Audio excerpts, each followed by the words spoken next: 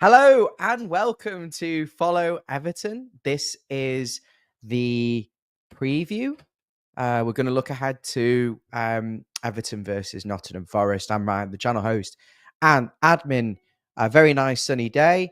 I don't think it's going to be the same in Nottingham tomorrow. We'll have to wait and see. But listen, exciting times. Nottingham Forest are a side that are going for Champions League football next season, and Everton are just trying to finish the season strongly. I think a lot of players are playing for their future and to try and win new contracts. Now, Everton have got a couple of injuries. Calvert-Lewin won't be back for 3 weeks. I think possibly just comes on for a 2-minute cameo on the last game of the season, but I wouldn't even bother in all honesty. Although you could say he's the second highest goal scorer behind Lukaku.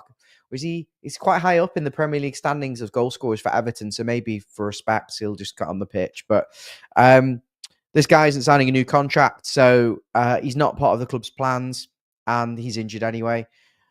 Jesper Lindstrom, a player who last season at Napoli didn't get a goal or an assist for the entire season. Well, he, unsurprisingly, is going to go the whole season at Everton without a goal. I'm not sure on the assist. I think he may have one lucky assist for the Jack Harrison strike away at Wolves. But, yeah, he's going back to, he's having a hernia operation. So we're not going to see him again this season. It'd be very unlikely. But he had a great attitude, but there really wasn't a lot of end product. And he was lacking the physique and the real sort of quality when it really mattered in terms of goal scoring and assists. So anyway, yeah, Lindstrom, he's out. Calvert-Lewin's out. Other than that, we're looking really, really healthy in terms of availability of players.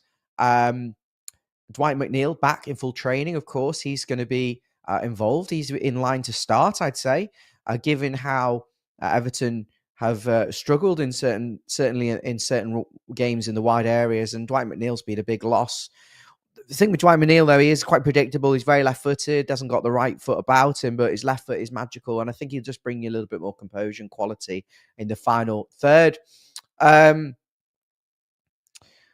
Of course, then with McNeil back and Element and Dye having another week's training behind him, that's really good that Everton can go into this game against a side that are flying really high in the league and dispatching most teams, in all honesty. I think Everton can go and still cause them some problems. Good afternoon, Kevin. So in terms of my team, I would probably... Look, I can't see McNeil starting. He loves Jack Harrison, but I think it's got to be Mikalenko if he's back, please. Tarkowski, Branthwaite, Jake O'Brien continuing at right back, doing really, really well at right back. Left midfield, Illiman and Dye.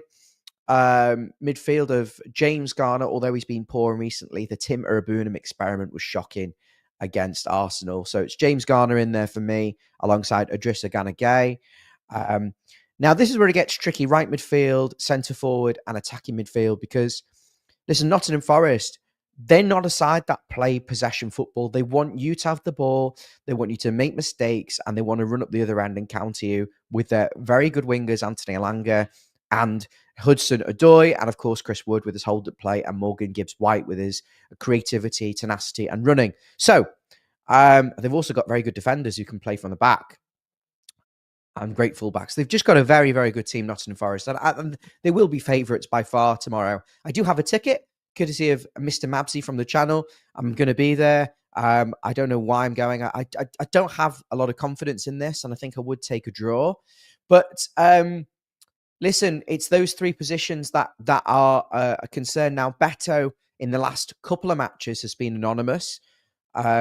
No, it was Arsenal, Liverpool. He was quite good against Liverpool. Of course, he should have scored.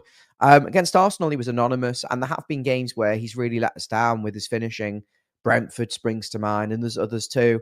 Brozier then, therefore, could come into the side. On the right-hand side of midfield, it's Jack Harrison or Dwight McNeil. And then in the attacking midfield, it's Carlos Alcaraz and Doucouré. Now, I'm going to be very brave. He's not going to do this, David Moyes. But I'm going to start Illiman and Dye on the left, Carlos Alcaraz in central midfield, and Dwight McNeil on the right behind Armando Brozier. A front four that I think will offer creativity, interlinking, tenacity, I think we can cause them some problems, Nottingham Forest. We've still got the defensive solidity of the flat back four, if you like. I think Mikalenko could still get forward and allow Ndai to come into midfield. And Alcaraz can sort of drift and do what he needs to do and get in the box and support. I don't think Doucouré is the option. He's not scoring, he's not assisting, he's not contributing. So no for me. He was poor against Liverpool and poor against Arsenal. So on the bench for this one, he can come off the bench. But yeah, can we be brave? Can we go to Forest? Can we go and get the points that we need to secure safety? I think 3 more points, absolutely beyond all unreasonable doubt, I'd say, secure safety. And let's just go and get the win. We haven't beaten a big team all season that I can remember, at home or away. We deserve, as fans, we're in April now, to see us do something, and it would be a real upset. And I believe we can, but I don't think if we go with the whole Beto Doucouré thing, how does that work? Because Forest want us to have the ball. They want us to try and do something and then try and counter us. And they're not good at breaking teams down, and they're not good in the build-up. They're not good in the hold-up play. Doucouré's poor at that, and Beto basically wants the ball just threaded in behind. He doesn't want to get involved too much in the build-up. He wants to play on the shoulder. And I think Forest are going to play deeper and try and counter us. So why do we need to have runners in behind? We need someone who can break teams down. And I think that's McNeil, Alcaraz, and then Dyer. It would be great for fans to see that.